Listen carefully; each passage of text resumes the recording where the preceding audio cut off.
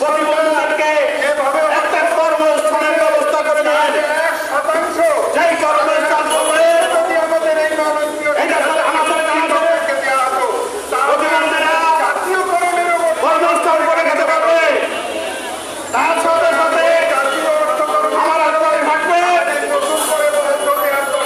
এই উপদেষ্টা মন্ডলীর সদস্য প্রধান ডক্টর ইউনূস সাহেবের কাছে আপনি একজন সরল সোজা মানুষ, আপনি একজন জ্ঞানবর্তী উপদেষ্টা মানুষ, আপনি এদেশের গরিব মানুষকে, এদেশের প্রতিবন্ধী মানুষকে আপনি একটু দৃষ্টি লক্ষ্য রাখবেন যাতে এরা দুমুটো ভাত দুমুটো কাপড় পরে